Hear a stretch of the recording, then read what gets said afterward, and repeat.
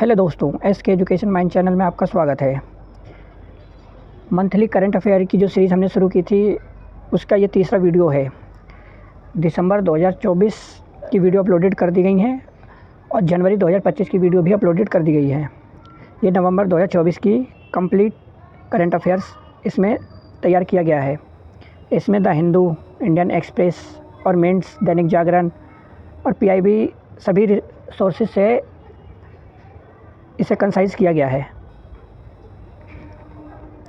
इसकी दो वीडियो पहले दिसंबर 2024 और जनवरी 2025 की डाल दी गई है। वो आप मेरे यूट्यूब चैनल पे जाके प्लेलिस्ट में बना हुआ है करंट अफेयर 2025 के नाम से, आप वहाँ जाके देख सकते हैं। ये देखिए, ये मेरा यूट्यूब चैनल है। यहाँ देखिए करंट अफेयर्स की वीडियो मैंने डाल रखी है। ये आपकी जनवरी की है, 2025 की है और ये दिसंबर 2024 की है। इसे पार्ट ए और पार्ट बी में डाला गया है। जनवरी की आप लोगों ने देखिए, बढ़िया सपोर्ट मिला है। ये डली हुई हैं, इसकी प्लेलिस्ट में दिखा देता हूँ आपको। ये देखिए, monthly current affairs for UPSC 2025 के नाम से इस प्लेलिस्ट में आपको मिल जाएगा। इस तरीके से खोलेंगे तो आपको यहाँ पे करंट अफेयर, ये मैंने बजट भी पढ़ा रखा है, भारत वन स्थिति रिपोर्ट 2023 जो अभी हाल में आई, ये वो भी पढ़ा रखा है। तो यहाँ आपको कंप्लीट करंट अफेयर के सभी वीडियो यहाँ प्रोवाइड हो जाएंगे। तो ये नवंबर 2024 की कंप्लीट इसमें करंट अफेयर तैयार की गई है। तो आइए वीडियो को शुरू करते हैं।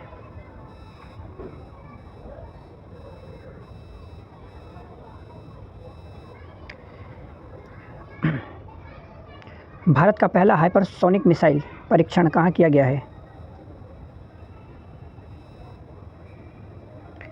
भारत का पहला हाइपरसोनिक मिसाइल परीक्षण कहाँ किया गया है? ये DRDO द्वारा उड़ीसा के चांदीपुर में सफलतापूर्वक इसका परीक्षण किया गया है।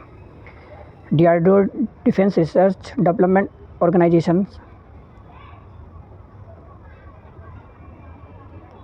द्वारा इसे तैयार किया गया है। 1500 किलोमीटर तक हमला करने में ये मिसाइल सक्षम है।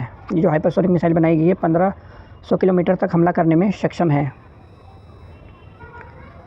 ये 5 मैक की गति से चलती है। मैक यानी साउंड की गति से 5 गुना अधिक इसकी स्पीड है, उस रफ्तार से ये चलती है।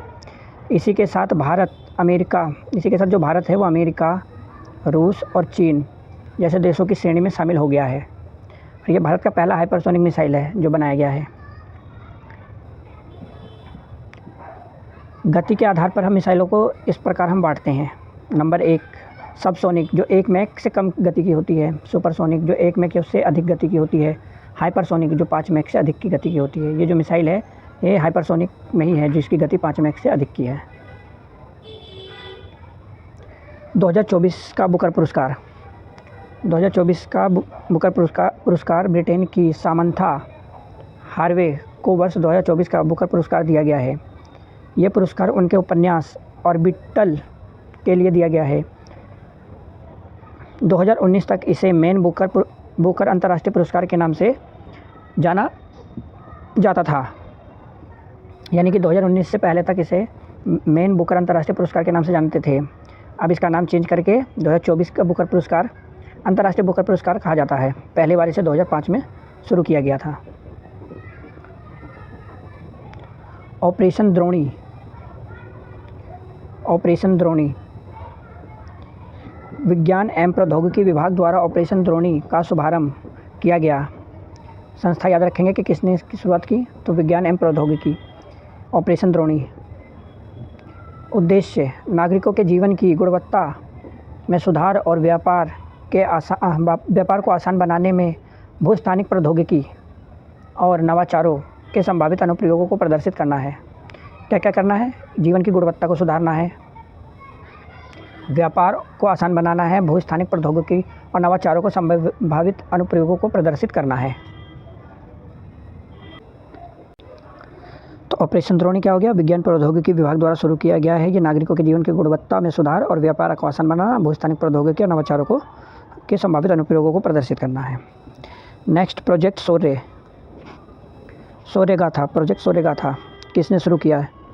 CDS general Anil Chauhan, chief defence staff general Anil Chauhan द्वारा, ये भी ध्यान रखेंगे कि कौन है अभी वर्तमान में CDS अनिल चौहान, इससे पहले विपिन रावत थे। तो CDS जनरल अनिल चौहान द्वारा प्रोजेक्ट शौर्यगाथा की शुरुआत की गई।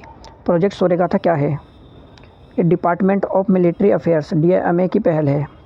ये किसकी पहल है? ये DMA department of military affairs की पहल है। इसका उद्देश्य क्या है? विरासत को संरक्षित करना और सीमावर्ती क्षेत्रों में मिलिट्री टूरिज़्म को बढ़ावा देना। मेनली मिलिट्री टूरिज़्म, जो मिलिट्री स्पोर्ट्स हैं हमारे भारत के, वो बाउंड्रीज़ पे, जैसे चाइना हो गया, पाकिस्तान हो गया, या इधर बांग्लादेश हो गया, तो ऐसे क्षेत्रों पे मिलिट्री टूरिज़्म को बढ़ावा देना। एंड प्रमुख मिलिट्री लैंडमार्क की पहचान करके उन्हें रीस्टोर करना, यानी उनका दोबारा से पुनर्स्थापना करना। Next, semiconductor policy. Semiconductor policy लागू करने वाला पहला राज्य, ये ध्यान रखेंगे, पहला राज्य गुजरात है। जिसने सेमीकंडक्टर पॉलिसी को लागू किया है वो पहला राज्य हो जाएगा गुजरात। पॉलिसी का नाम है गुजरात सेमीकंडक्टर पॉलिसी 2022 से 27। उद्देश्य गुजरात को सेमीकंडक्टर हब के रूप में विकसित करना, इसका उद्देश्य है। तो सेमीकंडक्टर पॉलिसी सबसे पहले किसने लागू किया? पहला राज्य वो है गुजरात। नेक्स्ट, ये मैंने इम्पोर्टेंट के लिए डबल स्टार कर रखा, जो इम्पोर्टेंट्स है, जो लाइन में इम्पोर्टेंस है उसे मैंने बॉक्स में बना रखा है, जिस पर आपको मेनली फोकस रहना है। विश्व का पहला CO2 से मेथनॉल रूपांतरण संयंत्र, यानी CO2 कार्बन डाइऑक्साइड से सीधे मेथनॉल में रूपांतरण करने वाला संयंत्र बनाया गया है। भारतीय विद्युत उत्पादक कंपनी NTPC, राष्ट्रीय ताप विद्युत निगम लिमिटेड ने इसको बनाया है। कहाँ बना है? MP के सिंगरौली ज़िले में, मध्य प्रदेश के सिंगरौली ज़िले में इसको स्थापित किया गया है। किसके द्वारा किया गया है? NTPC के द्वारा किया गया है। इम्पोर्टेंट है, आप ध्यान रखिएगा। प्रोसेस क्या है CO2 से मेथनॉल बनाने का? औद्योगिक प्रक्रिया से निकलने वाला CO2 उत्सर्जन को सीधे फ्लू गैसों से कैप्चर किया जाता है। कैप्चर की गई CO2 को NTPC द्वारा विकसित एक विशेष उत्प्रेरक का उपयोग करके हाइड्रोजन के साथ प्रतिक्रिया कराई जाती है। यानी कि NTPC द्वारा एक विशेष रूप से उत्प्रेरक गैस विकसित किया गया है, इसके माध्यम से CO2 को हाइड्रोजन के साथ प्रतिक्रिया कराई जाती है। उसके बाद ये प्रक्रिया दबाव और तापमान की स्थिति में, ये जो प्रक्रिया है वो दबाव और तापमान की स्थिति में होता है। उसके बाद ये CO2 से सीधे मेथनॉल में कन्वर्ट हो जाता है। तो किसने विश्व का पहला CO2 में मेथनॉल रूपांतरण संयंत्र विकसित किया है? NTPC के द्वारा MP में सिंगरौली ज़िले में स्थापित किया गया है। ये रिन्यूएबल एनर्जी या इको फ्रेंडली एनर्जी हो सकता है। नेक्स्ट, बुलडोजर न्याय पर सुप्रीम कोर्ट का अहम फैसला। यह आपने सुना, काफ़ी टाइम से ये चर्चा में है और उत्तर प्रदेश में तो बहुत ही अच्छी तरीके से इसका इस्तेमाल भी किया जा रहा है UP गवर्नमेंट के द्वारा। तो बुलडोजर न्याय पर सुप्रीम कोर्ट ने टिप्पणी की है, संपत्ति के मालिक की किसी अपराध में कथित संलिप्तता के लिए दंड स्वरूप संपत्ति ध्वस्त करने की प्रक्रिया को कानून के शासन रूल ऑफ लॉ के विपरीत माना जाएगा, यानी इसके खिलाफ माना जाएगा। यानी कि संपत्ति का जो मालिक है, जिसका घर तोड़ा जा रहा है, अगर वो किसी भी प्रकार से किसी अपराध में शामिल है तो उसको इस आधार पे नहीं कि आप वो संलिप्त है तो उसका घर तोड़ दिया जाएगा, क्योंकि उसके ऊपर उसकी फैमिली डिपेंड करती है, उसकी बीवी बच्चे रहते हैं, फैमिली रहती है। तो इस तरीके से उस एक की वजह से पूरी फैमिली को इस तरीके से नुकसान नहीं पहुंचाया जा सकता। तो इसी पे सुप्रीम कोर्ट ने कहा है कि ये कानून के शासन रूल ऑफ लॉ के खिलाफ है। ध्वस्त करने से पहले 15 दिन का पूर्व नोटिस दिया जाना आवश्यक है, और कई सारे ऐसे मानदंड रखे हैं। ध्वस्त करते वक्त वहाँ पर एक टीम होगी पुलिस की, वो प्रॉपर देखेगी कितने लोग थे जो इसको मॉनिटर कर रहे थे, उसकी एक विस्तृत रिपोर्ट प्रस्तुत की जाएगी कि हाँ इस समय ये लोग थे और इसके सामने ये तोड़ा गया। ऐसे नियम और कानून बना दिए गए हैं। क्या कहता है रूल ऑफ लॉ? क्या है रूल ऑफ लॉ? कानून सर्वोच्च है, किसी भी इंसान का इस पर अधिकार नहीं है। यानी कानून सर्वोच्च है और इस पर किसी भी इंसान का वो नहीं है कि हाँ भाई जो मैंने कह दिया है, जैसे यूपी गवर्नमेंट ने कह दिया तो उसी की बात चलेगी, क्योंकि वहाँ हमारे यहाँ न्यायपालिका की व्यवस्था है, तो हमें न्याय करने का अधिकार न्यायपालिका को है, ना कि कार्यपालिका को। तो इस आधार पे देखा गया है कानून सर्वोच्च है, किसी भी इंसान का इस पर अधिकार नहीं है। भारत में कानून के शासन की गारंटी संविधान के आर्टिकल 14 द्वारा दी गई है, जिसका अर्थ है कि सभी अधिकारियों को इसका सख्ती से पालन करना होगा। तो ये आप देख सकते हैं रूल ऑफ लॉ के बारे में। नेक्स्ट, नाबालिग पत्नी से यौन संबंध एवं कानूनी मुद्दे। बॉम्बे हाई कोर्ट का एक वो है निर्देश है जो भी हाल फिलहाल में आया है कि नाबालिग पत्नी से बनाए गए यौन संबंध चाहे इसमें सहमति हो या फिर नहीं अपराध की कैटेगरी में शामिल होगा। ये एक बहुत इंपॉर्टेंट लाइन है, ये आप ध्यान रखेंगे क्योंकि इसमें नाबालिग पत्नी की सहमति हो या सहमति ना हो दोनों को ही अपराध की कैटेगरी में शामिल किया जाएगा। इसमें बाल यौन संबंध अपराध संरक्षण अधिनियम पोक्सो के तहत मामला दर्ज किया जाएगा, यानी कि इसके तहत मामला दर्ज करके कार्रवाई की जाएगी। ये अपने आप में बहुत बड़ा फैसला है, इसे समझना होगा। पोक्सो अधिनियम 14 नवंबर 2012 को लागू किया गया। इसे उद्देश्य बच्चों के यौन शोषण और यौन उत्पीड़न के अपराधों को संबोधित करता है, यानी कि बच्चों से रिलेटेड, नाबालिग बच्चों से रिलेटेड या उससे ऊपर वाले बच्चों को भी इसमें शामिल करता है। ये यौन उत्पीड़न से संबंधित है। अधिनियम 18 वर्ष से कम आयु के किसी भी व्यक्ति को बच्चे के रूप में परिभाषित करता है। इसमें बताया गया कि किसे बच्चे के रूप में शामिल किया जाएगा, यानी कि वो 18 वर्ष से कम आयु के किसी भी व्यक्ति को बच्चे के रूप में परिभाषित करता है। अपराध की कठोरता के संबंध में भारत सरकार ने पोक्सो नियम 2020 को भी अधिसूचित कर दिया है, यानी कि इसमें उसकी कठोरता, अपराध की कठोरता को भी बढ़ाया गया है। इसमें लड़का लड़की दोनों को शामिल किया गया है। हमें ज़्यादातर लगता है कि पोक्सो लड़कियों के लिए ही बनाया गया है, ऐसा नहीं है। इसमें लड़के भी शामिल है जो 18 वर्ष से कम है, यानी बच्चे में लड़के लड़कियां दोनों सम्मिलित होंगे। जाम्बिया है, न्यूज़ में देखते हैं। इसके 6 दशक पूरे हो गए हैं भारत के साथ, तो इसलिए ये न्यूज़ में है। मैपिंग का ये पार्ट हो जाएगा। अफ्रीका महाद्वीप के दक्षिण भाग में एक लैंड लॉक कंट्री है, ये देख सकते हैं आप यहाँ पे जाम्बिया को। ये लैंड लॉक, इधर से भी देश है, इधर भी देश है, इधर भी देश है और इधर भी है। ये बीच में लैंड लॉक कंट्री है और ये साउथ में है। जम्बेजी रिवर पर इसका नाम जम्बेजी रिवर पर रखा गया है। राजधानी लुसाका है। नॉर्थ में कांगो लोकतांत्रिक गणराज्य, उत्तर पूर्व में जिम्बाब्वे, बोत्सवाना, दक्षिण में नामीबिया और पश्चिम में अंगोला इसके देश हैं जो संबंधित इससे बाउंड्री शेयर करते हैं। यहाँ देख सकते हैं जम्बेजी रिवर यहाँ बहती है। विक्टोराइड फॉल्स यहाँ पे स्थित है। लेक करीबा इसमें स्थित है। ये देखिए, ये न्यूज़ में है लेक करीबा, तो इसके बारे में आप पढ़ लीजिएगा। ये झील सूख रही है इसलिए ये न्यूज़ में है। ये देख सकते हैं, मैंने मैप भी डाल रखा है। यहाँ देखिए मालविया इसके पूरब में है, जिम्बाब्वे है नीचे इसके दक्षिण में, बोत्सवाना हो गया, ये आपका नामीबिया हो गया, अंगोला हो गया पश्चिम में, तंजानिया हो गया।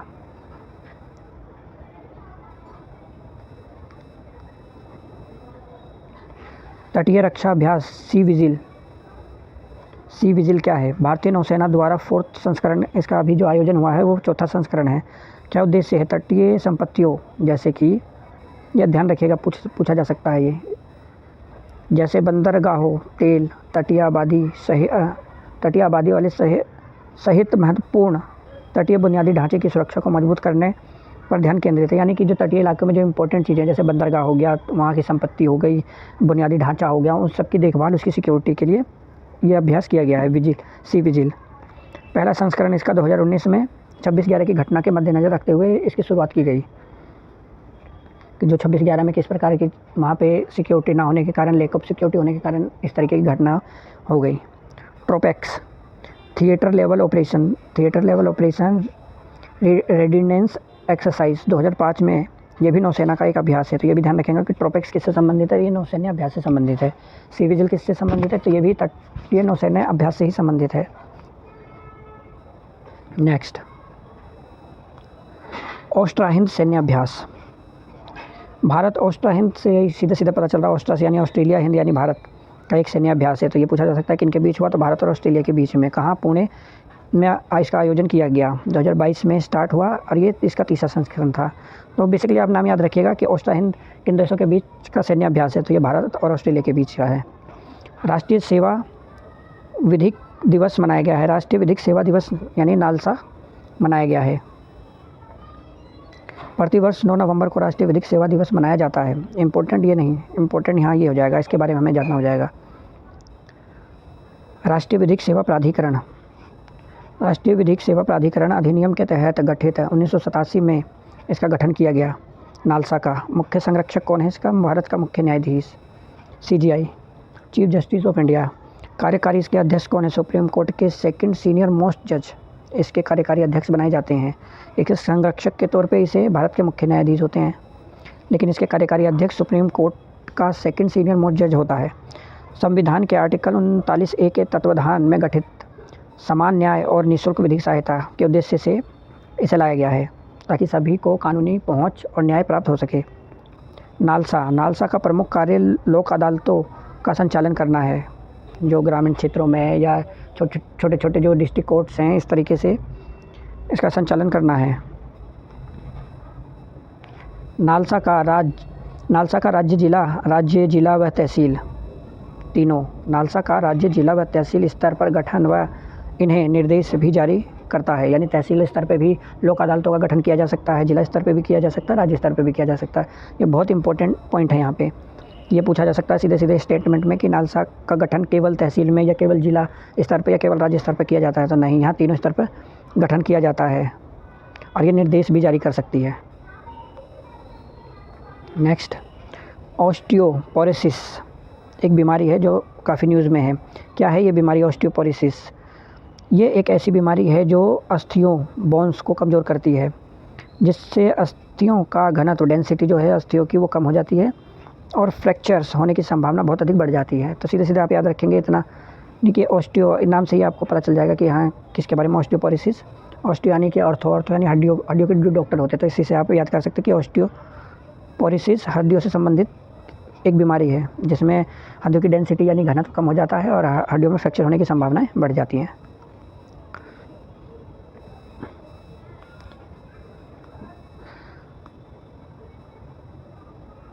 द हिंदू की न्यूज़ है coastal defence exercise C vigil. ये देखिए जो ऊपर मैंने सी विजिल के बारे में आपको पढ़ाया था वो देखिए यहाँ है, केरला के लक्षद्वीप कोस्ट पर इसका आयोजन किया गया था। तो ये आप न्यूज़ भी देख सकते हैं कि कहाँ की न्यूज़ है, तो ये द हिंदू की है। यहीं से चीज़ों को, द हिंदू हो गया, इंडियन एक्सप्रेस हो गया, मिंट हो गया, दैनिक जागरण हो गया, तो यहाँ से न्यूज़ को कलेक्ट करके ही से तैयार किया गया है। ये ऑस्टियोपोरोसिस जो बीमारी है वो बोन्स को इस तरीके से उसकी डेंसिटी कम करके नुकसान पहुंचाती है। हेल्थी बोन है, और जब ऑस्टियोपोरोसिस बीमारी हो जाती है तो इस तरीके से बीमारियों का असर होता है और उसका घनत्व कम, डेंसिटी कम हो जाती है और इस तरीके से वो जर्जर सी हो जाती है, जहाँ फ्रैक्चर होने की संभावना बढ़ जाती है।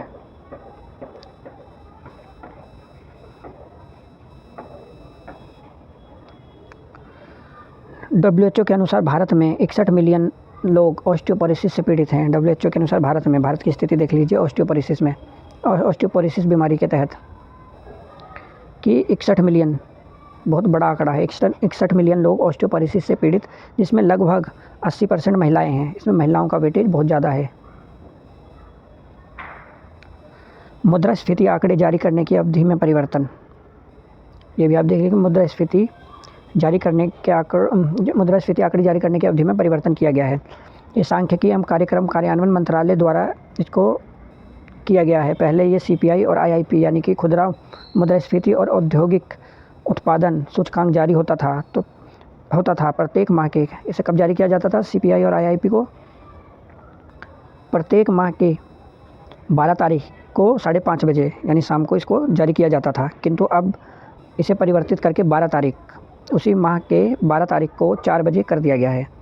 नहीं, प्रत्येक माह के 12, डेट सेम है, टाइम को चेंज किया गया है। यानी कि यहाँ 5:30 बजे होता था, अब 4 बजे, यानी 1.5 घंटे कम किया गया है। तो आप ये ध्यान रखेंगे। CPI और IIP क्या है?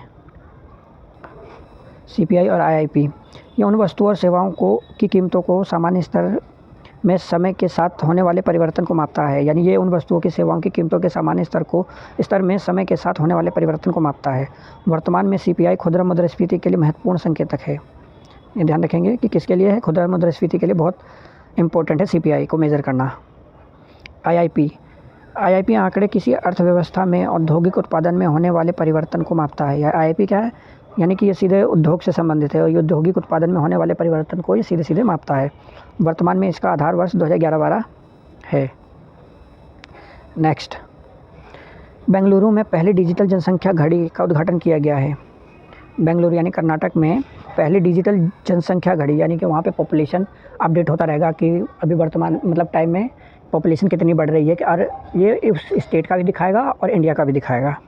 ये घड़ी 10 सेकंड में कर्नाटक की जनसंख्या व हर 2 सेकंड में देश की जनसंख्या को अपडेट करेगा। यानी हर 10 सेकंड में कर्नाटक की जनसंख्या को अपडेट करेगा और हर 2 सेकंड में भारत की जनसंख्या को अपडेट करेगा कि कितनी जनसंख्या, अभी कितने बच्चे पैदा हो रहे हैं, अभी बर्थ कितनी हो रही है, उस तरीके से अपडेट करेगा। इसकी फ़ोटो है, मैं आपको फ़ोटो भी दिखाऊँगा। ये देखिए, यहाँ पे ये पॉपुलेशन ऑफ इंडिया और ये पॉपुलेशन ऑफ कर्नाटका, इस तरीके से अपडेट होता रहेगा।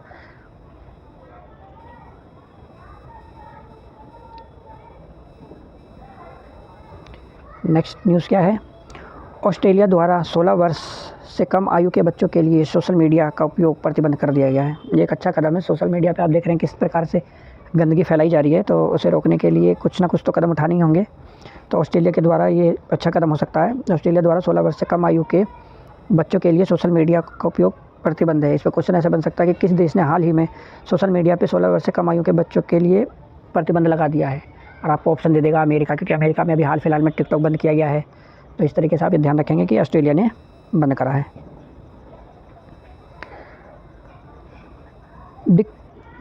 डिक्लिप्टेरा पॉलीमॉर्फा क्या है? ये पश्चिमी घाट में एक नई अग्निरोधी पायरोफाइटस व 2 बार खिलने वाली पुष्पीय प्रजाति है। बेसिकली एक तरीके का फूल है, लेकिन ये अग्निरोधी है। पैरोफाइटा है जो 2 बार खिलने वाली प्रजातियों की खोज की गई है। इसकी खोज की गई, यानी कि अग्नि के आग वाग लगने की स्थिति में भी ये जीवित रह सकती है। ये वे पौधे हैं जो आग को सहन करने के लिए अनुकूलित हैं, यानी ये आग को भी सह सकते हैं। यानी ज़्यादा हीट वेव है या गर्मी है, लू है, तो उस मौसम में भी या कहीं आग वाग लग गई है तो इस स्थिति में ये जीवित रह सकते हैं। तो नाम क्या है? डिक्लिप्टेरा पॉलीमॉर्फा, एक पुष्पीय प्रजाति है।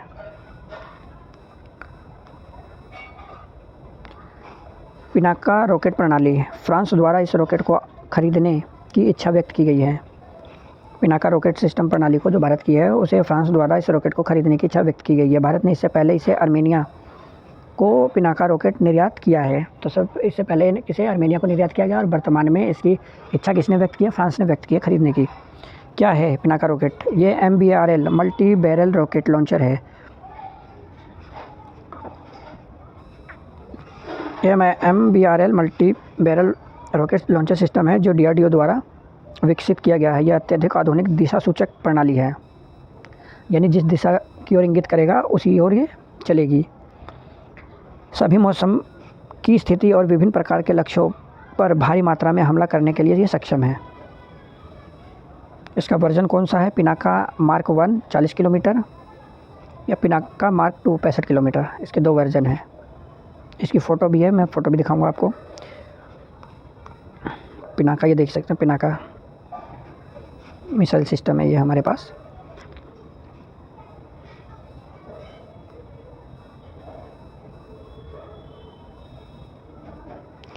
स्कारबोरो सोल, ये न्यूज़ में है, एक तरीका का द्वीप है।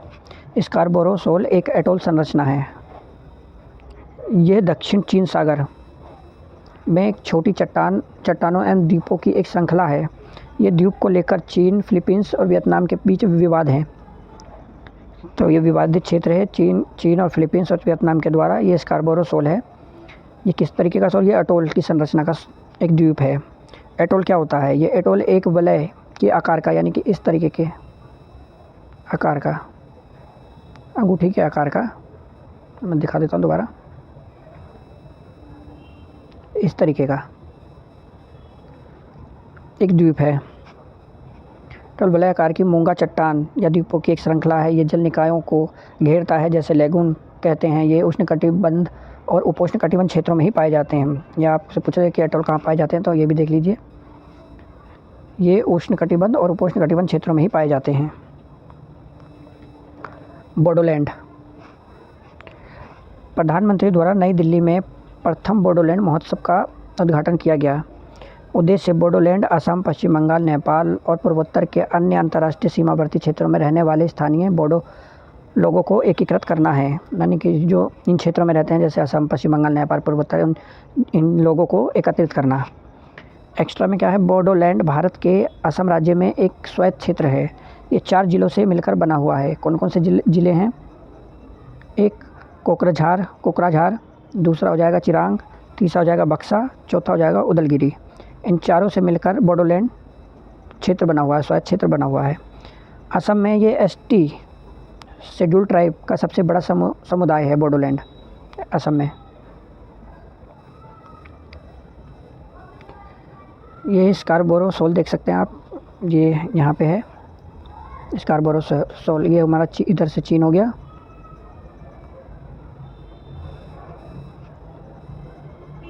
ये चीन हो गया, ये वियतनाम हो गया, ये चाइनीज़ क्लेम करता है। ये जो डैश लाइन जो है ये चाइना अपना अधिकार क्षेत्र मानता है, तो ये विवादित है। और ये फिलीपींस हो जाएगा इधर। ऐसे बहुत सारे द्वीप हैं इधर जो विवादित हैं, जैसे पार्सेल आइसलैंड भी पूछा जाता है। इनके क्रम भी पूछ लिए जाते हैं, स्पार्टली, स्कारबोरो सोल, इन तीनों का क्रम पूछ लिया जाता है कौन से उत्तर से दक्षिण, दक्षिण से उत्तर लगाइए।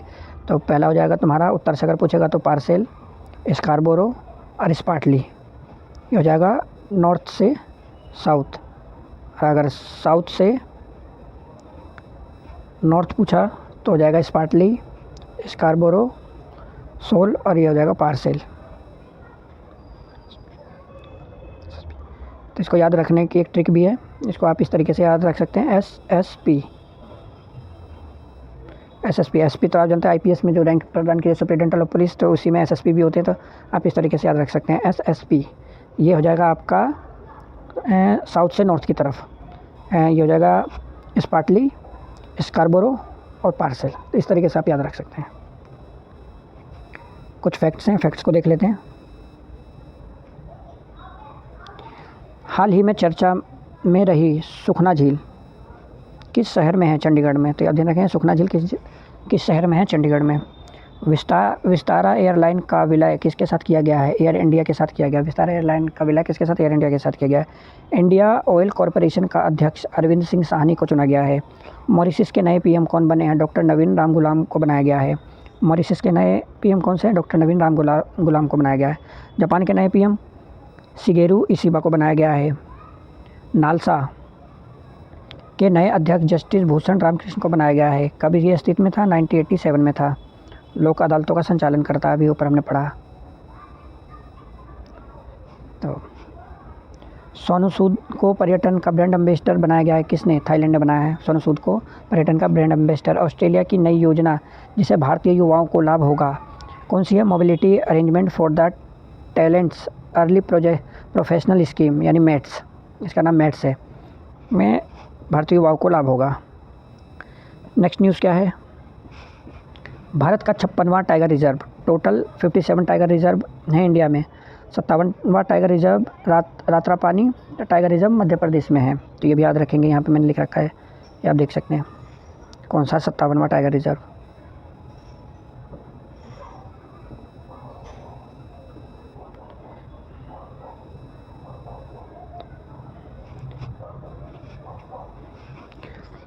छत्तीसगढ़ के गुरु घासीदास तामोर पिंगला टाइगर रिजर्व को देश का 56वां टाइगर रिजर्व घोषित किया गया है। तो 56वां आपका हो जाएगा छत्तीसगढ़ में गुरु घासीदास तामोर पिंगला टाइगर रिजर्व, और 57वां हो जाएगा एमपी में रातापानी टाइगर रिजर्व।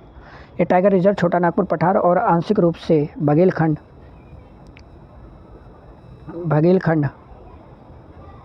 में स्थित है। यहाँ हसदेव और गोपद नदियों का उद्गम होता है। कौन कौन सी नदियाँ हैं यहाँ पे? तो हसदेव, गोपद नदियों का यहाँ से उद्गम होता है। अब छत्तीसगढ़ में 4 टाइगर रिजर्व हो गए हैं। कितने टाइगर? 4 हो गए। एक तो ऊपर है जो हमने अभी गुरु घासीदास तामोर पिंगली टाइगर रिजर्व हो जाएगा। बाकी के 3 यहाँ हैं, उदंती, सीता नदी, अचानकमार और इंद्रावती, यानी 1, 2, 3 और ऊपर 4 टाइगर रिजर्व हो जाएंगे। कौन कौन से? उदंती, सीता नदी और अचानकमार और इंद्रावती, ये 3 हो गए। और चौथा आपका हो जाएगा तमोर पिंगली वाला।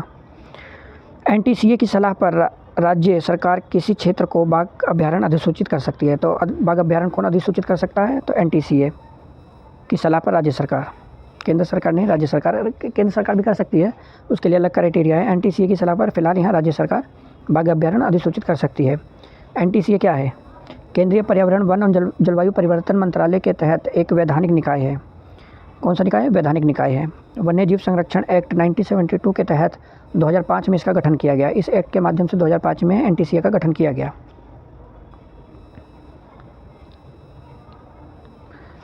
इसकी फुल फॉर्म हो जाएगी नेशनल टाइगर कंजर्वेशन एक्ट 2005।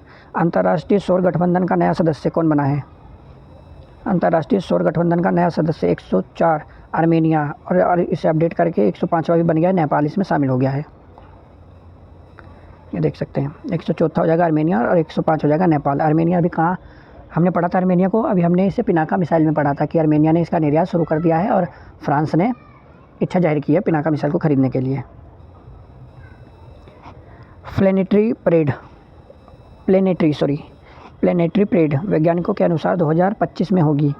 क्या है ये सौरमंडल के 6 ग्रह हैं जो एक पंक्ति में होंगे और रात्रि के आकाश में दिखेंगे। कौन कौन से ग्रह होंगे जो एक साथ? शुक्र होगा, मंगल होगा, बृहस्पति होगा, शनि होगा, अरुण होगा, नेपच्यून होगा, एक साथ पंक्ति में होंगे जो दिखेंगे। पृथ्वी इसमें नहीं है, तो ये आपसे पूछा जा सकता है कि ये जो न्यूज़ में है प्लेनेटरी परेड, इसमें पृथ्वी शामिल है या नहीं है? तो ये नहीं, इसमें पृथ्वी भी नहीं है, बुध भी इसमें शामिल नहीं है। ये टाइगर रिजर्व आप देख सकते हैं छत्तीसगढ़ का, यहाँ पे गुरु घासीदास, तमोर, पिंगली टाइगर रिजर्व, टोटल 4 हो गया। अब इसमें NTCA द्वारा राज्य सरकार सलाह के माध्यम से राज्य सरकार से घोषित करती है। ये ग्रह देख सकते हैं, ये देखिए planetary alignment January 18, 2025। Large planetary alignment of 6 planet. कौन कौन? Mercury, Mars, Jupiter, Saturn, Uranus and Neptune. इस तरीके से पृथ्वी इसमें नहीं है, बुध भी इसमें नहीं है, बाकी आप देख सकते हैं इस तरीके से। GSAT-N2 उपग्रह, ये इम्पोर्टेंट हो जाएगा। एलन मस्क की कंपनी स्पेस एक्स द्वारा फाल्कन 9 रॉकेट, ये भी इम्पोर्टेंट हो जाएगा। फाल्कन 9 रॉकेट के माध्यम से इसरो के GSAT-N2 उपग्रह भू-स्थिर कक्षा जियो स्टेशनरी ऑर्बिट में प्रक्षेपित किया गया है। यानी कि इसरो का ये सैटेलाइट था GSAT-N2 उपग्रह, इसे जियो स्टेशनरी में किसने? स्पेस एक्स जो एलन मस्क की कंपनी है उसके द्वारा फाल्कन 9 रॉकेट से इसे लॉन्च किया गया है। ये पहला अवसर है जब इसरो द्वारा निर्मित कोई सैटेलाइट स्पेस एक्स द्वारा प्रक्षेपित किया जा रहा था, इसलिए बहुत ज़्यादा इंपॉर्टेंट हो जाएगा। वैसे इसरो अपने सारे सैटेलाइट खुद ही लॉन्च करता है, लेकिन ये जो सैटेलाइट है ये ज़्यादा वजन का है, तो इस तरीके ज़्यादा वजन वाले रॉकेट इसरो के पास अभी वो क्षमता भी विकसित नहीं हुई है जिसके माध्यम से लॉन्च किया जा सके, तो इसे एलन मस्क के फाल्कन 9 रॉकेट से इसे लॉन्च किया गया। इसका अन्य नाम GSAT-20 है, तो दोनों नाम याद रखेंगे, GSAT-N2 और GSAT-20, दोनों नाम याद रखेंगे। ये एक संचार सैटेलाइट है। किस प्रकार के सैटेलाइट है? एक संचार सैटेलाइट है। जीवन काल इसका 14 वर्ष के लिए, इसे मतलब अभी जो लॉन्च किया गया अब से ये 14 वर्ष तक ये कार्य करेगा।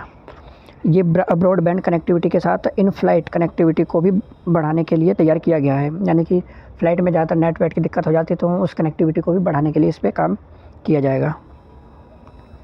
एक्स्ट्रा न्यूज़ क्या है? एक्स्ट्रा न्यूज़ में WOH 64G क्या है? ये एक तारा है, इसे आप ध्यान रखेंगे कि WOH 64G क्या है, तो ये एक तरीके का स्टार है। रियाद शिखर सम्मेलन, सऊदी अरब के रियाद में अरब इस्लामिक शिखर सम्मेलन आयोजित किया गया है। भागीदारी कौन है? इस्लामिक देशों एवं अफ्रीका संघ। कौन कौन है? इस्लामिक देश और अफ्रीका संघ के देश इसमें सम्मिलित हैं। चर्चा फ़िलिस्तीन और लेबनान में युद्ध विराम एवं ईरान की संप्रभुता को सम्मान करना है। उद्देश्य क्या था? फ़िलिस्तीन और लेबनान के बीच हो रहे युद्ध को रोकने के लिए और ईरान की संप्रभुता का सम्मान करने के लिए, इस पर चर्चा करने के लिए रियाद शिखर सम्मेलन बुलाया गया। तो अब ध्यान रखेंगे रियाद शिखर सम्मेलन किस लिए आयोजित किया गया। बम चक्रवात USA के पश्चिमी तट पर आया था। पूछ लिया जाता है कि कौन सा चक्रवात कब आया, कई सारी घटनाएं घटती हैं, तो इसको भी आप इस तरीके से याद रख सकते हैं। करीबा झील बताएंगे कहाँ, मैंने अभी इसका जिक्र करा था, जस्ट अभी ऊपर इसका जिक्र करके आ रहा हूँ, और किस देश में, किस महाद्वीप के किस देश में इसका जिक्र मैंने अभी करा था। यह अफ्रीका महाद्वीप में जाम्बेजी जो है वहाँ मैंने इसका जिक्र करा था, जो ये सूख रही है, देखिए यहाँ भी आ गया। जलवायु परिवर्तन के कारण करीबा झील सूखे की कगार पर है। ये जिम्बाब्वे की सीमा, यानी ये जाम्बिया हो जाएगा इधर, और इधर जिम्बाब्वे, ये जाम्बिया और ये जिम्बाब्वे, उनकी सीमा पर यहाँ पे वो झील स्थित है। आयतन की दृष्टि से विश्व की सबसे बड़ी मानव निर्मित झील है। ये इंपॉर्टेंट हो जाएगा, आप ध्यान रखेंगे कि आयतन की दृष्टि से विश्व की सबसे बड़ी, आयतन की दृष्टि यानी वॉल्यूम के हिसाब से विश्व की सबसे बड़ी मानव निर्मित झील कौन सी हो जाएगी? तो करीबा झील हो जाएगी, जो कि सूखने की कगार पे है। पर्यावरण और जलवायु परिवर्तन के कारण ये एक गंभीर समस्या के रूप में वहाँ उपस्थित है।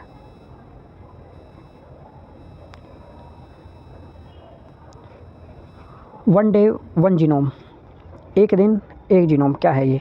जैव प्रौद्योगिकी विभाग डीबीटी और जैव प्रौद्योगिकी अनुसंधान एवं नवाचार परिषद ब्रिक द्वारा वन डे वन जीनोम शुरू किया गया है। यानी कि दो संस्थाएं हैं यहाँ पे, एक डीबीटी और एक ब्रिक, जैव प्रौद्योगिकी विभाग और जैव प्रौद्योगिकी अनुसंधान एवं नवाचार परिषद ब्रिक द्वारा वन डे वन जीनोम शुरू किया गया है। उद्देश्य क्या है?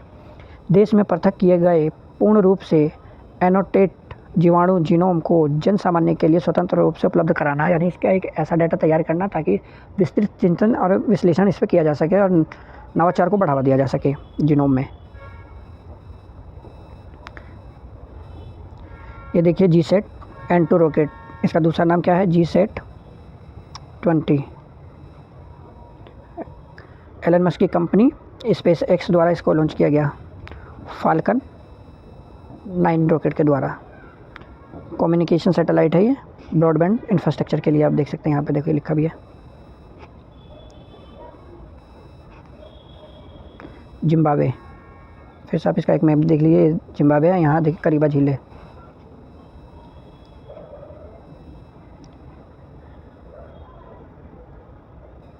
ये देखिए लेक ऑफ करीबा, देखिए ये जाम्बिया हो गया और यहाँ जिम्बाब्वे, दो देशों के बीच में ये स्थित है, सीमा बनाती है ये।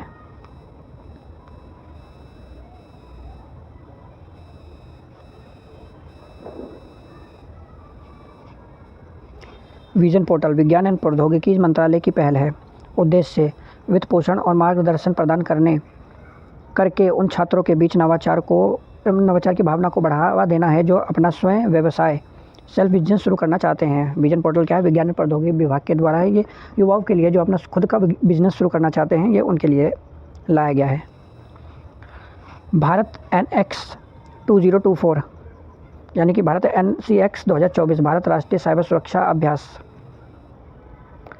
तो क्या पूछा जा सकता है? भारत NCX 2024 क्या है? तो भारत राष्ट्रीय साइबर सुरक्षा अभ्यास है एक तरीके का ये।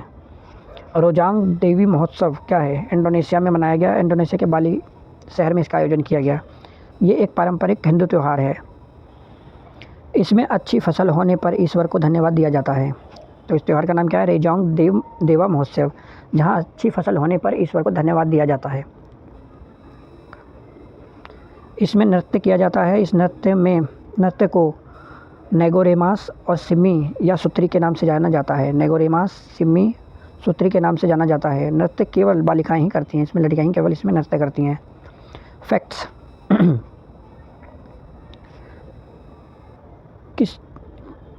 कितने लोगों को बिस्मिल्लाह खान युवा पुरस्कार मिला है? तो 82 लोगों को मिला है। 2025 में कौन सा देश पहले खो खो खेल की मेज़बानी करेगा? भारत। ध्यान रखेंगे, 2025 में कौन सा देश पहले खो खो खेल की मेज़बानी करेगा? भारत। पानी की कमी के कारण किसने आपातकाल की घोषणा की है? इक्वाडोर ने की है। पानी की कमी के कारण किसने आपातकाल की घोषणा की? इक्वाडोर ने की। हाल ही में किसने एक नए संविधान को मंजूरी दी है? गैबनॉन। तो पानी की कमी के कारण किसने आपातकाल की घोषणा की? तो इक्वाडोर हो जाएगा। हाल ही में किसने एक नए संविधान को मंजूरी दी है? हाल ही में किसने एक नए संविधान को मंजूरी दी है? तो गैबनॉन ने दी है। 6GH2 6 गीगाहर्ट्ज़ स्पेक्ट्रम, इंटरनेट में 5G के बाद 6G। 6 गीगाहर्ट्ज़ स्पेक्ट्रम 5925 मेगाहर्ट्ज़ और 7125 मेगाहर्ट्ज़ के बीच स्पेक्ट्रम के बैंड पर निर्भर होता है। 6 गीगाहर्ट्ज़ की स्पीड 9.6 GB पर सेकेंड तक हो सकता है। लगभग 10 GB पर सेकेंड इसकी स्पीड हो सकती है। 6 गीगाहर्ट्ज़ स्पेक्ट्रम मौजूदा 2.4 गीगाहर्ट्ज़ और 5G गीगाहर्ट्ज़ बैंड की तुलना में कम दूरी पर तेज़ वायरलेस कनेक्टिविटी प्रदान करता है। भारत ने इसका प्रयोग अभी नहीं किया है, सिवाय इसरो के। इसरो में इसका इस्तेमाल किया जा रहा है, लेकिन अभी भारत में इसका व्यापक प्रयोग अभी नहीं हुआ है शुरू। ये वो तो त्यौहार देख सकते हैं आप, रेजोंग देवा महोत्सव। रेजोंग देवा महोत्सव। केवल बालिकाएं इसमें डांस कर रही हैं।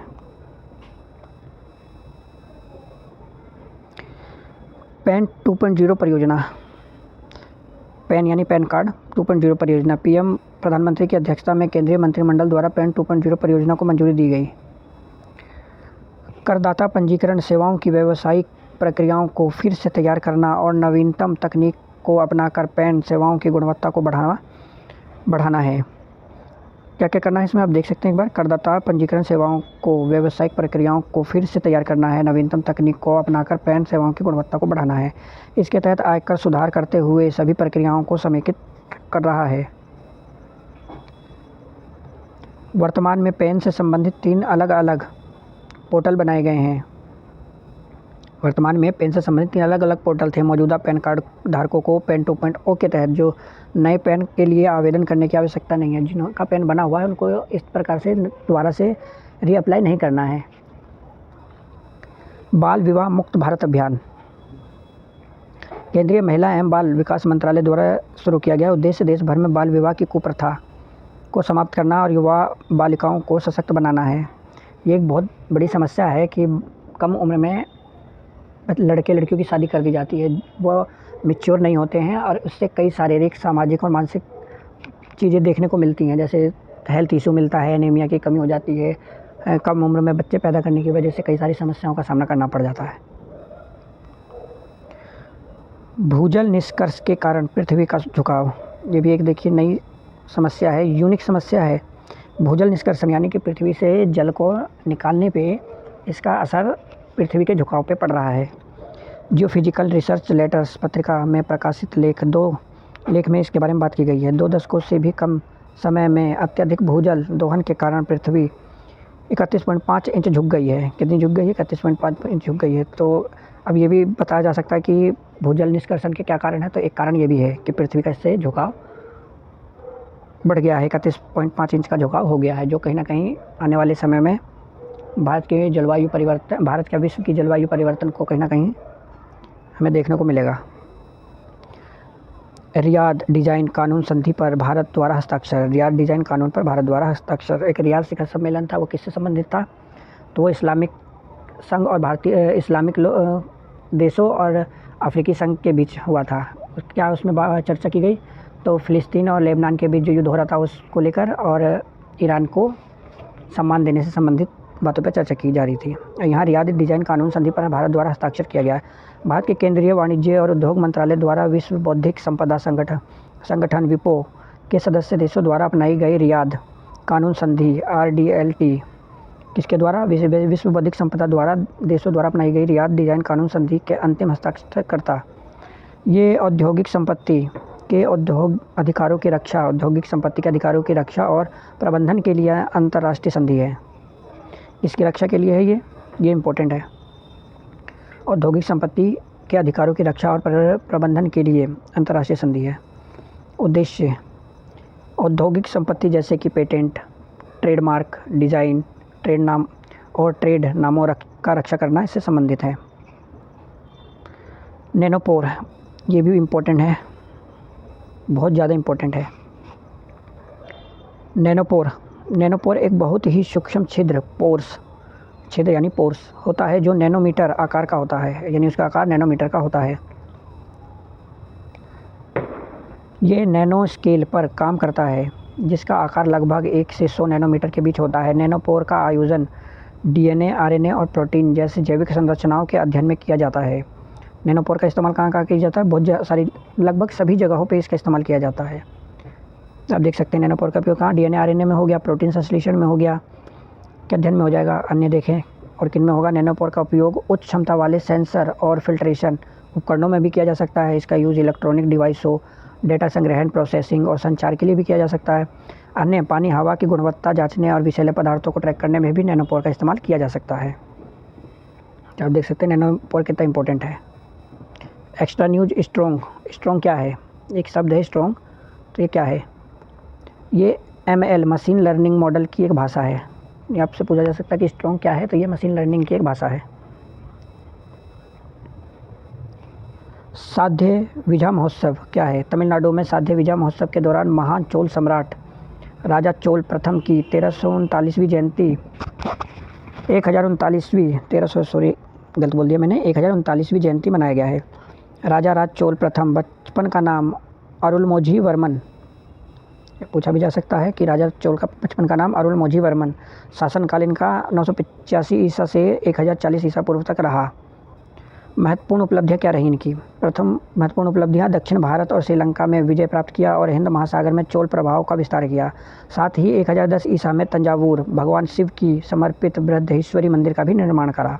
तो राजा चोल से ये पूरा आर्ट एंड कल्चर का ये हो जाएगा सेगमेंट कि भगवान शिव की जो समर्पित बृहदेश्वरी मंदिर है किसके काल की है? तो राजा चोल के काल की है। अटल इनोवेशन मिशन को जारी रखने की मंजूरी। केंद्र सरकार द्वारा अटल इनोवेशन मिशन जो 31 मार्च 2028 तक जारी रखा जाएगा। इस हेतु 2750 करोड़ का आवंटन भी इस बार के बजट में किया गया है। इसे 2016 में नीति आयोग द्वारा शुरू किया गया।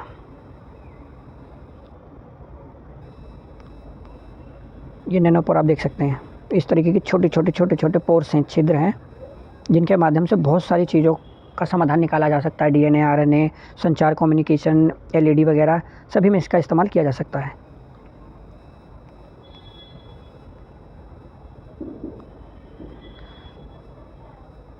अटल इनोवेशन का उद्देश्य क्या है? मजबूत नवाचार, सौर उद्यमिता को बढ़ावा देना, अर्थव्यवस्था के विभिन्न क्षेत्रों में नवाचार को बढ़ावा देना, विभिन्न हितधारकों के लिए मंच और सहयोग और अवसर प्रदान करना, देश के नवाचार पारिस्थितिकी तंत्र की निगरानी हेतु एक छत्र संरचना का निर्माण करना। यह बेसिकली इंफ्रास्ट्रक्चर और इनोवेशन R&D से रिलेटेड है। ये अटल इनोवेशन मिशन। हियो जल विद्युत परियोजना कहाँ स्थापित है, किस जगह पे है? केंद्र सरकार द्वारा अरुणाचल प्रदेश में सियोमी जिले में इसकी स्थापना की गई है। हियो जल विद्युत परियोजना 2040 मेगावाट की ये परियोजना है, जिसे यॉर्जेप सी नदी पर शुरू किया गया है। K4 मिसाइल बंगाल की खाड़ी में नौसेना द्वारा इसका परीक्षण किया गया है। ये एक बैलिस्टिक मिसाइल है। K4 मिसाइल क्या है? एक बैलिस्टिक मिसाइल है। परमाणु सक्षम मध्यम दूरी और पनडुब्बी से प्रक्षेपित बैलिस्टिक मिसाइल। अब्दुल कलाम के सम्मान में नामकरण इसका किया गया है। के यानी K4 है तो के कलाम जी के नाम पे इसका रखा गया है। मारक क्षमता 3500 किलोमीटर से अधिक है। गति 5 मैक यानी साउंड से भी 5 गुना अधिक गति से ये चलती है, यानी ये हाइपरसोनिक में आ जाएगा। सैरेक्स 24 समुद्री अभ्यास क्या है? भारतीय तटरक्षक बल द्वारा सैरेक्स 24 समुद्री अभ्यास किया गया है। एक ट्रोपेक्स बताया था मैंने अभी आपको, किया गया है। सी विजिल भी बताया था अभी आपको मैंने कि किया गया है।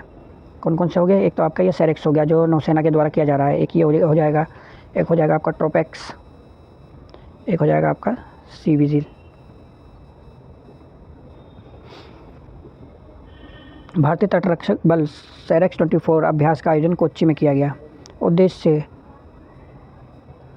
टू इवैल्यूएट ऑपरेशनल एफिशिएंसी, परिचालन क्षमता का मूल्यांकन करना इसका उद्देश्य है।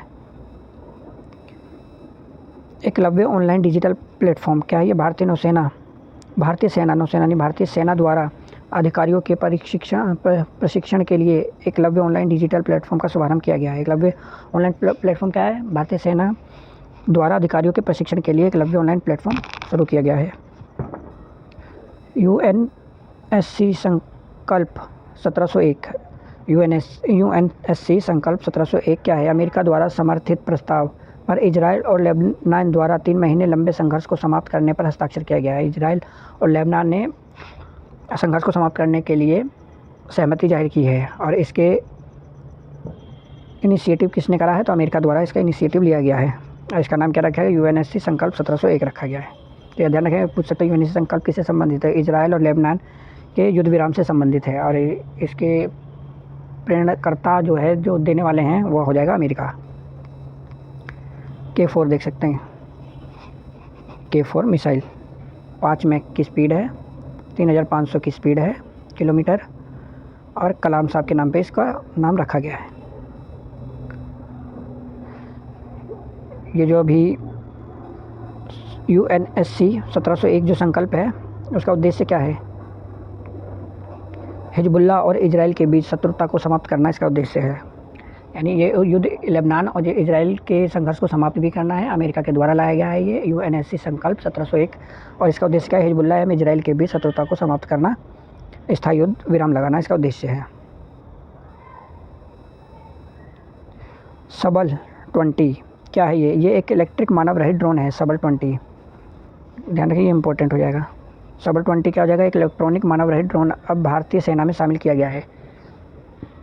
सबल को भारतीय सेना में शामिल कर दिया गया। ये एक ड्रोन है, अनमैन्ड व्हीकल है ये। जापानी इंसेफेलाइटिस जापानी इंसेफेलाइटिस क्या है ये? जापानी इंसेफेलाइटिस वायरस डेंगू, पित्त ज्वर और वेस्ट नाइल वायरस से संबंधित एक फ्लेवी वायरस है।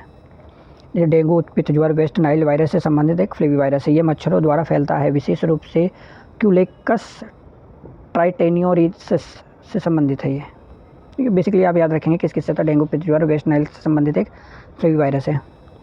फंगल चक्रवात, अभी बम चक्रवात भी हमने ऊपर पढ़ा था, तो वो किससे संबंधित था? तो वो अमेरिका से संबंधित था। फंगल चक्रवात उष्णकटिबंधीय और चक्रवात, इसका नाम सऊदी अरब द्वारा प्रस्तावित किया गया है। यह बंगाल की खाड़ी में तमिलनाडु और पुदुचेरी के तट पर देखा गया है। तो इसका नाम किसने रखा? तो इसका नाम सऊदी अरब द्वारा रखा गया है। सिद्धि समुदाय, गोवा में चल रहे 55वें भारतीय अंतर्राष्ट्रीय फिल्म महोत्सव में सिद्धि कम्युनिटी पर एक फिल्म रिदम ऑफ दमम का प्रदर्शन किया गया। कम्युनिटी कौन सी है? सिद्धि कम्युनिटी है। सिद्धि समुदाय क्या है? ये एक अफ्रीकी जातीय समूह है। सिद्धि कम्युनिटी एक अफ्रीकी जातीय समूह है जिसे 7वीं शताब्दी में अरबों द्वारा गुलाम बनाकर भारत लाया गया था। इसके बाद पुर्तगाली व अंग्रेज़ों ने भी इन्हें भारत लाने का काम किया। दास के रूप में अपनी सेवा के तौर पे इन्हें लाया गया। ये दक्षिण अफ्रीका में बट्टू लोगों के वंशज थे। दक्षिण अफ्रीका में किसके? बंटू लोगों के ये वंशज थे। भारत में लगभग 50,000 की संख्या में सिद्धि लोग रहते हैं। ये कहाँ रहते हैं? कर्नाटक, गुजरात, महाराष्ट्र, आंध्र प्रदेश के तट पर फैले हुए हैं। तो ये सिद्धि कम्युनिटी कहाँ? बेसिकली अफ्रीका से संबंधित है। दक्षिण अफ्रीका की एक जातीय समूह है। इसे सबसे पहले कौन लेके आया था? तो इसे अरबों द्वारा, सबसे पहले इसके अरबों द्वारा इसे लेके आया। उसके बाद पुर्तगाली अंग्रेज़ों ने भी इनको गुलाम के तौर पर इसे भारत लेके आए। भारत में इनकी 50% आबादी है, 50,000 आबादी है, जो कर्नाटक, गुजरात, महाराष्ट्र, आंध्र प्रदेश यानी तटीय क्षेत्रों में ये निवास करते हैं। इनकी पोशाक पारंपरिक हिंदू और मुस्लिम पोशाक का मिश्रण है। मातृभाषा इनकी सिद्धि भाषा है। ये देख सकते हैं, ये सिद्धि कम्युनिटी है।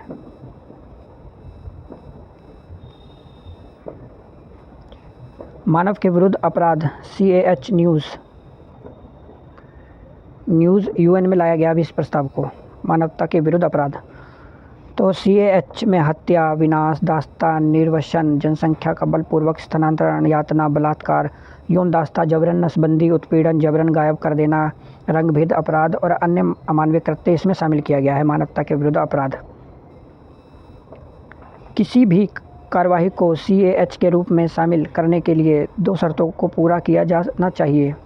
यानी अगर उसे मानवता के विरुद्ध देखा जाएगा तो कैसे? कृत्य नागरिक आबादी के विरुद्ध किया गया हो और कृत्य व्यापक और व्यवस्थित हमले का भाग हो। फैक्ट्स। हाल ही में अंतर्राष्ट्रीय पर्यटन मार्ट का आयोजन कहाँ किया गया? तो काजीरंगा नेशनल पार्क में इसका आयोजन किया गया है। तो ये इस तरीके से हमने पूरे नवंबर की कंप्लीट मंथली करंट अफेयर हमने तैयार कर ली है। ये देख सकते हैं।